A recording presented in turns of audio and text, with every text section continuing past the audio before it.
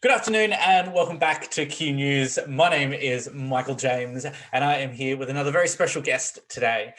He is the star of Australian television and also international television and music as well.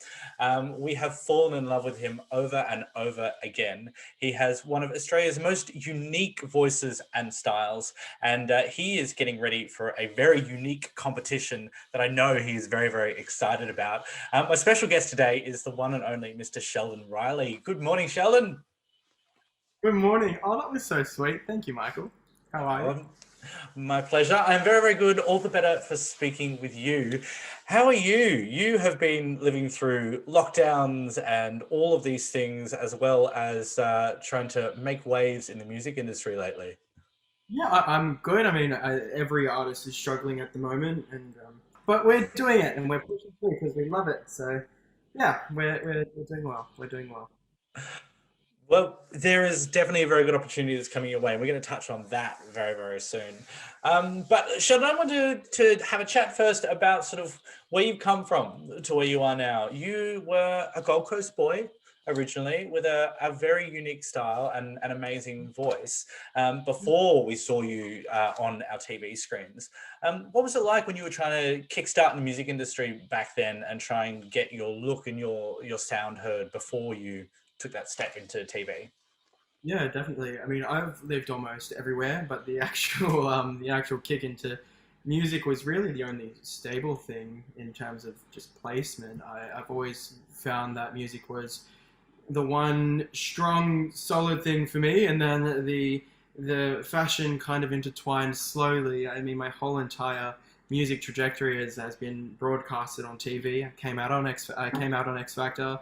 People saw me grow on The Voice and The Voice All Stars. I did America's Got Talent. Like my whole journey, you can see with lots of different interviews in between. But yeah, I'm really proud of where I'm at now and where I've come from start to now. And I don't know. It's been a very long journey, a long road of finding myself as a human and as a performer, as an artist. It's been long, but I'm really proud of every mistake I've made and everything that's been really great. So yeah, long road, but we got here.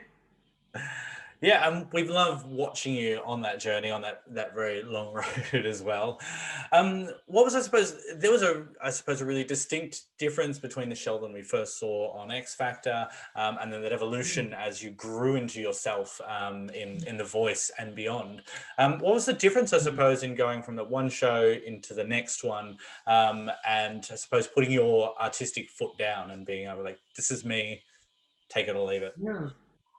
There's a massive confidence switch between start to finish. I think at its heart, I've always wanted to be who I want to be, and I led on X Factor with, oh, I'm gay, by the way, and I think everyone should be able to love whoever they want to love. Like it's gone from that to really learning to actually love myself and do that for myself. So also unsheltering myself over the last few years as well. I come from a very religious and reserved family at its core. So I think doing what I do now has come from a lot of research and discovery and realizing that there are so many different styles and aspects to life that so many people don't even know about and so many people do know about. So yeah, I think just unsheltering myself from knowing very little about the community that I'm in and the artistic community that I'm in to now has drastically changed and widened. Absolutely. And that's the community here, I suppose, and being part of the Australian audience. And then you took Yeah. the next step, and we saw you step out onto the international stage for America's Got Talent. What was I suppose, the response to that and that experience like stepping onto that very, very big stage? It was massive, and I know it's America's Got Talent, but so widely watched by Europeans, so widely watched by all different parts of all non-English speaking countries tune in to watch America's Got Talent. So that was a huge step for me. It was a very quick step. I was asked to go on America's Got Talent for a few years now, and I kind of wasn't quite ready mentally or what I visually wanted to be. I wasn't quite ready, so I knew that they had wanted me there, so I did it, and through COVID as well, got on the last flight into LA and the last flight back, and it was it was crazy, and for something that I didn't think was going to go very well, because America's Got Talent is very, I guess, how far you go from that show is based off how many views it gets and how many people, take in what you do. And, there was no audience. It was COVID TV time, which I hated watching. I hate the COVID audience. Bullshit. It's so horrible, but we did it, and it did well. And so many people from around the world have been able to see more of what I do. So, yeah, I'm really proud of that whole experience.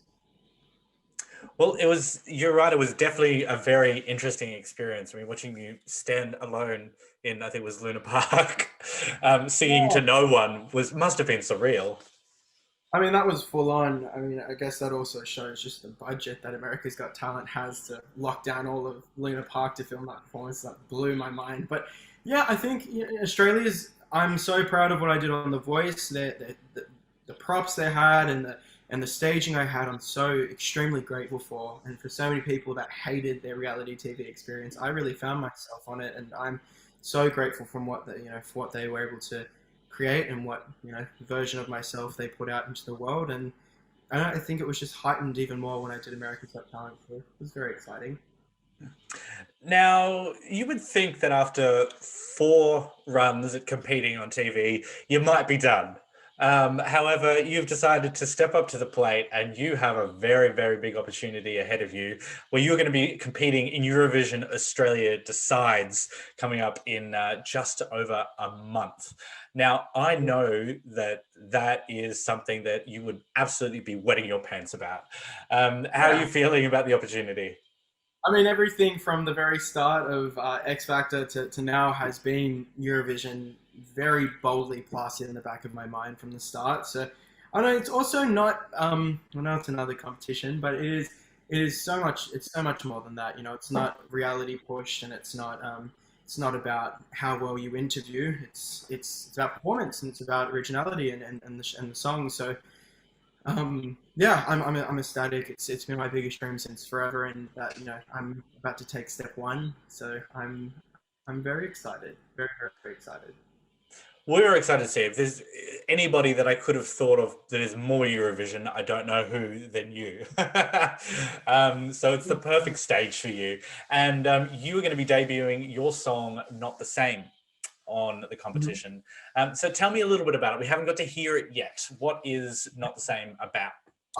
I'm releasing a bit later than other artists who are competing. I'm leaving us waiting just a little bit longer. It's called Not the Same. It's a very personal song. It was never going to be the Eurovision song ever. It's very dark. It's orchestral. It's stripped back. It's worth. It's everything that I have watched back of myself and said, yeah, that really worked, and that was really strong, and I've taken it all and put it into this James Bond, Billie Eilish, very modern Eurovision pop song, and I'm so excited for everybody to hear it. It means a lot to me. Again, I never really thought I was ever going to sing it. It was at the very back of the list, and I sent the SBS team a fuck ton of songs. Sorry, a lot of songs, and they were good. I mean, I put them forward because I thought they were good, but it wasn't quite right. And then they sent me a few songs, and they weren't quite right either. And I was like, maybe this one. What are your thoughts on this song? And they were ecstatic about it, and they were really excited. And it just felt right, and it's all aligned to this one moment. So yeah, I'm really excited to perform it. Well, I can't wait to hear if it's going to be anything like what you've already released for us before. So I'm very excited. But also with you, we're not just always excited about The Voice, which is fantastic. But what are we going to see? You always just have something fascinating to watch when you do a performance, not just from the costumes, but the theatrics, the passion, and everything you put into what you do when you step on stage. What are we going to see when you step on stage for Eurovision?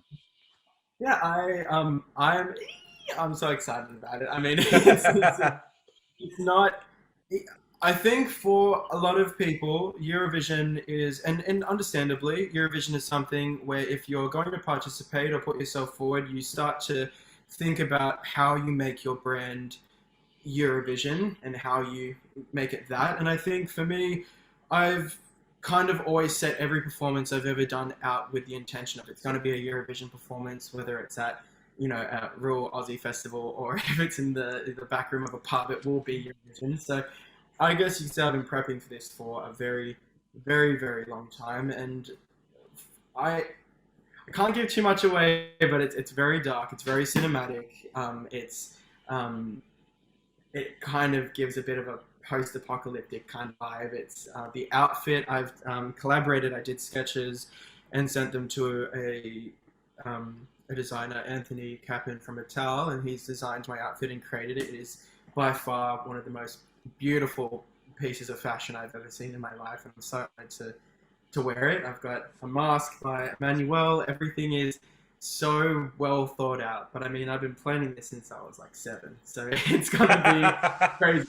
If you've loved anything I've done in the past, this is the performance to watch. This one I'm really, really excited about. Well, we can't wait to see how it turns out. And I'm so glad you're wearing the mask again. I'm kind of a little bit of a fan of the masks. Thank you.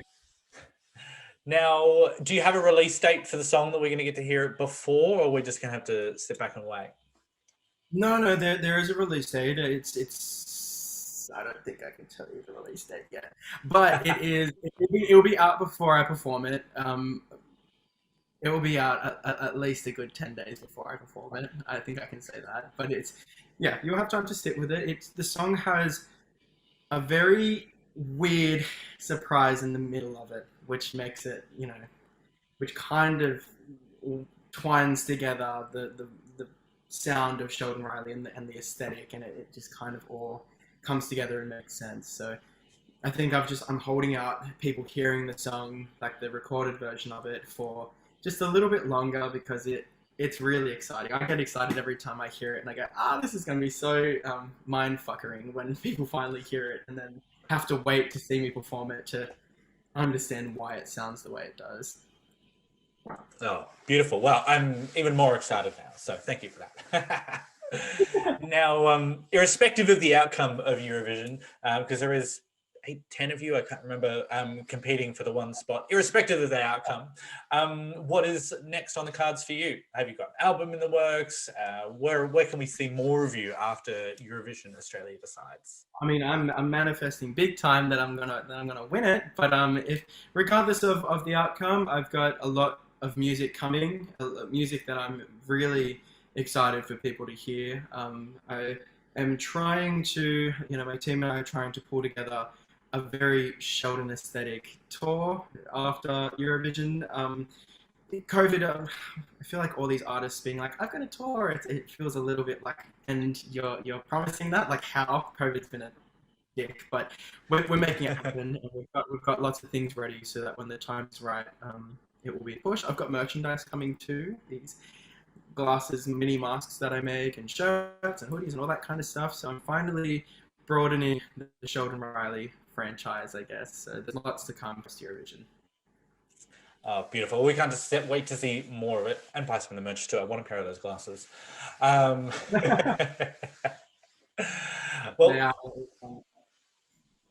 Well, Sheldon, thank you so very much for joining us today. We are very, very excited to see what you're going to bring to the Eurovision Australia Decides stage. And we're going to be wishing you all the best and cheering you along. Everybody out there, don't forget to get along and follow Sheldon on all of the socials, as well as clicking subscribe on our channel to see more of us.